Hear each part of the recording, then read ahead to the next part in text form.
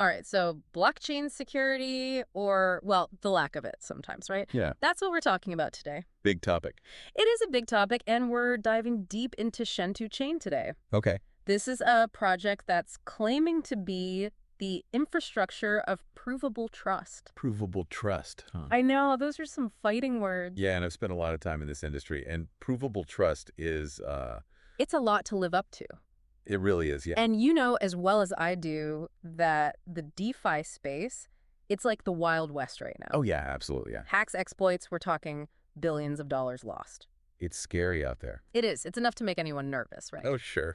So naturally, people are wondering, can Shentu Chain actually deliver on these promises? Can they pull it off? And I'll be honest, Yeah. I'm a little skeptical too. So okay, to get to the bottom of this, we're going straight to the source, the Shentu Chain white paper.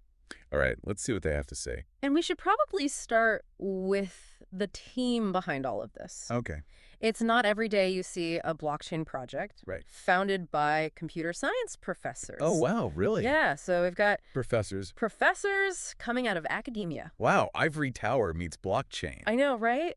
You'd think with all the hype and fast money in this space, they would be like, no, thank you. Yeah, you'd think they'd stay away. Stay far, far away. But they're jumping in head first. Head first into the Wild West, bringing a lot of theoretical weight with them, right? They've got the knowledge. They've got the knowledge, but can they actually... Yeah, can they put it into practice? Exactly. Can they make it work in practice? Big question. It's the age-old question. Yeah. Theory versus reality. And you know the white paper? It paints a pretty, I don't know, kind of scary picture of the current state of blockchain security. Yeah. Remember the DAO hack? Oh, yeah. How could we forget? Or more recently, the Poly network exploit. Oof, yeah. These weren't just one-off things. These Right. were big, big deals. Billions gone. Billions of dollars lost. And it's getting worse. And the methods are getting more and more complex by the day, so... It's definitely more sophisticated, yeah. Yeah, so the question on everyone's mind is probably, how can I be sure that my investments are actually safe? The million-dollar question, right? Right, and that's what Shentu is trying to address with what they call a multi-layered approach to security. Multi-layered, okay. It sounds a little bit like, you know... Like a security system for your security system. Exactly. Layers on layers. So let's unpack this. Okay, let's do it. Where do they even begin with this multi-layered approach? Well, they start at the source. Okay. The code itself. Right. They use something called formal verification. Formal verification. Now, for our listeners who aren't familiar... Right, it sounds complicated. Yeah, what are we talking about here? So basically, think of it as like mathematically proving that the code does exactly what it's supposed to do. Okay. No more, no less. So there's no wiggle room. Exactly. It just does what it's supposed to do. It's all like perfectly laid out. So you're eliminating vulnerabilities. From the get-go, ideally. From the beginning, before they're even there. Yeah, that's the idea. Like an architect checking the blueprints before they even start building. Before they put a shovel in the ground, before someone builds a skyscraper on top of, you know, a sinkhole. Exactly. You don't want that foundation to be shaky. Yeah, exactly. You need a good foundation. Absolutely. But even with a good blueprint, right, things can still go wrong during construction. Oh, absolutely, yeah. Right. You need the right tools and the right people. So how does Shentu address that? That's where their deep sea toolchain comes in. Deep sea toolchain. Yeah, and this is where it gets really interesting, especially from a technical standpoint. Okay, I'm intrigued. So they're not just relying on developers to write secure code.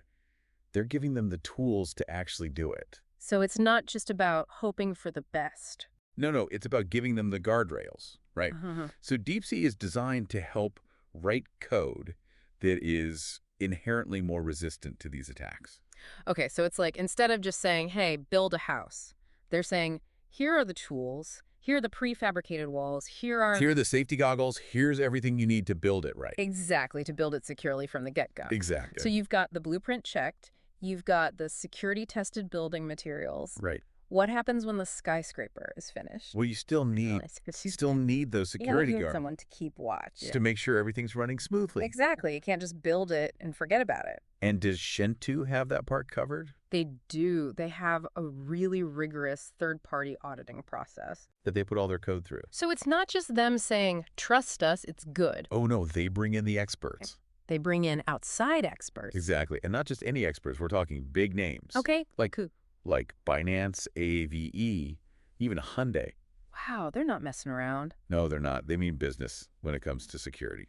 All right, so we've got the pre-construction blueprint check. We've got these security-tested building materials. We've got the post-construction inspection.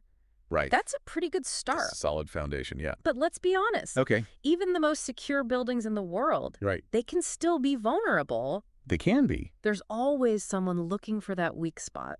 Looking for a way in. Exactly, that one little crack in the armor. So what's Shentu's answer to that ever-present threat? Well, that's where things get really innovative with their Security Oracle. Security Oracle. Yeah.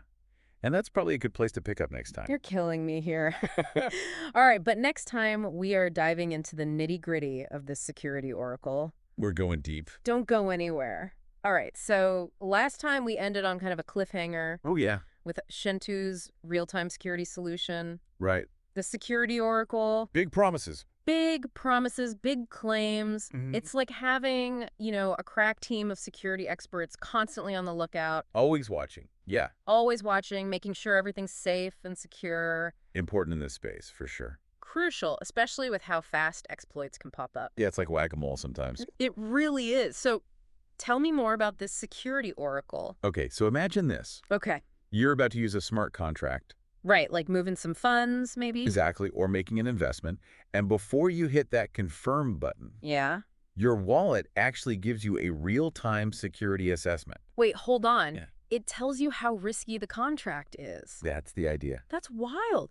But how do they actually... Is it pretty clever? How do you even do that in a decentralized way? Right, right. It seems like herding cats, honestly. Well, they've essentially created a decentralized marketplace for security experts. A marketplace. Okay. Yeah, and it's all powered by their native token, CTK. CTK, got it. So security researchers, white hat hackers, they can analyze these smart contracts, submit their findings to the Oracle, and the better their track record, right, the more weight their assessments carry. So it's like a reputation system. Exactly. Built right into the blockchain. Precisely, built right in.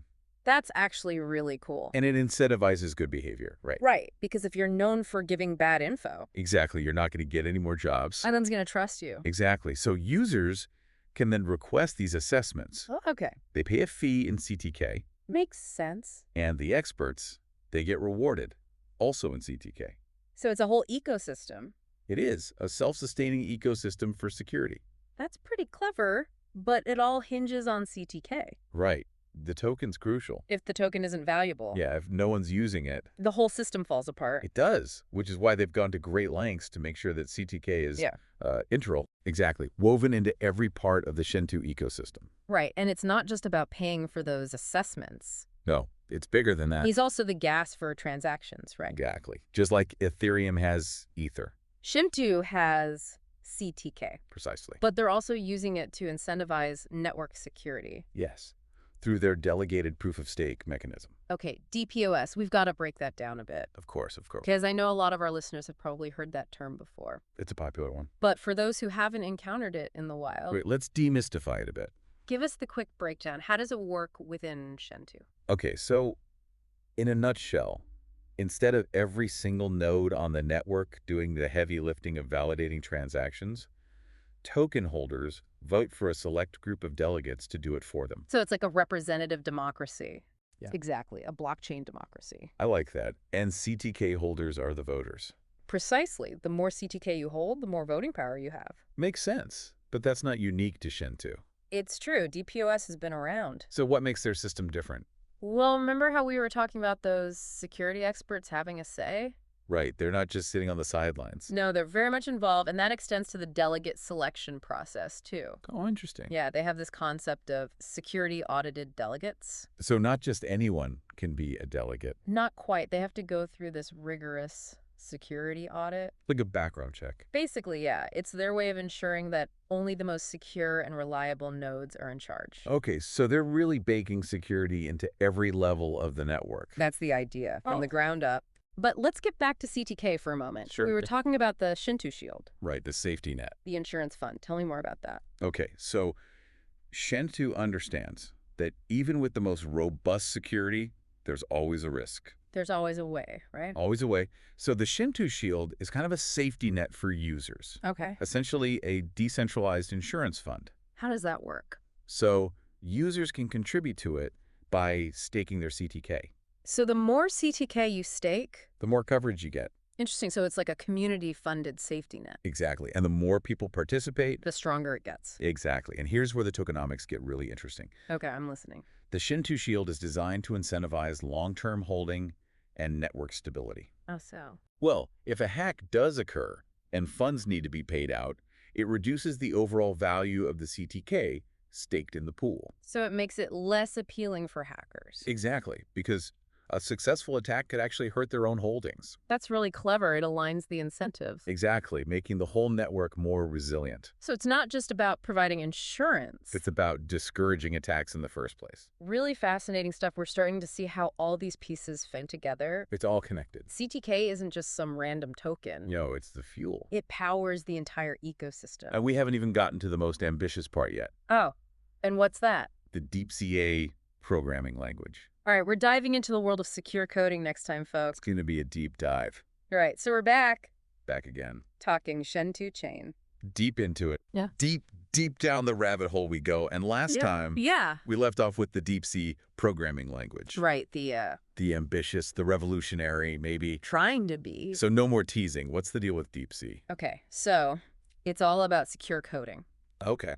And you see, most smart contracts today, they use languages like Solidity, which, you know, while they're powerful, they weren't really designed with security as, like, the top priority. Right. They were designed to just function. Exactly. And then security was kind of an afterthought. Right. Bolted on later. Yeah, whereas DeepC is like, no, security from the ground up. Okay, so it's less about patching holes after the fact. Right. And more about just making it inherently secure from the beginning. Exactly. But how do they actually do that? Well, it's based on those formal verification principles. Okay. But designed to be like more user-friendly. Right, because I imagine most developers are like, I'm not a mathematician. Exactly. They just want to, you know, build cool stuff. Right. So think of it this way. Traditional coding languages are like building a house with like wood and nails. Okay. You can build a sturdy house. Sure. But it takes a lot of skill and attention to detail. Right, you got to know what you're doing. Exactly. Make sure everything's straight and level. Yeah, whereas DeepC's like building with like prefabricated walls. Okay. Interlocking bricks, you know. So it's got those like slots and tabs. Exactly. The security's kind of baked in. Yeah, so you can't really mess it up. It's harder to mess it up. Harder to mess it up. Okay. Yeah. Like that analogy. Easier to build a secure house. Right. So even if I'm a novice builder, I can still put together something half decent. Exactly. And DeepC also comes with what's it called? Civic, I think. Yeah, Civic. And that's like a like a checker? Yeah, a superpowered code checker. Okay, so even if I'm, even if you're stubborn, stuck in my ways, still using Solidity. Yeah. I've been using this since the dawn of time. I can still run it through this and be like, all right, did I mess anything up? Exactly. It's like a final inspection. Okay, so you've got all these layers of security. It's almost, I don't know. It's a lot. It's a lot. It makes you wonder, are they overcompensating? Right. Is it overkill? Is it just marketing? Well, and that's the million-dollar question. It is. Because there's no easy answers when it comes to security. Especially in this space. Especially in blockchain. It's an ongoing arms race. Constantly evolving. Exactly. What's considered bulletproof today might be ancient history tomorrow. Yeah, exactly. So where does that leave us? What do we do with this information? Well, I can't give financial advice. Of course. But what I can say is, Shentu Chain, they're pushing the boundaries here. They're really trying. They are. They're not just talking the talk. They're putting their code where their mouth is. Exactly. They're building the tools. They're, establishing these processes. And they're being transparent about it. And I think that's something that's really refreshing, honestly, in an industry that's, It can feel like a black box sometimes. Oh, absolutely. Yeah, transparency is really important. But as with any new technology, there are always risks. Right? Always are, yeah. It's up to each individual, each investor to kind of look at that. Do your own research. Do your own research, make your own decisions, and that's a perfect place to wrap things up. It is. As always, thanks for joining us for the Deep Dive. Always a pleasure. We'll be back next time with another Deep Dive. Another adventure. Into the world of blockchain and beyond. Until then, stay curious. Stay safe out there.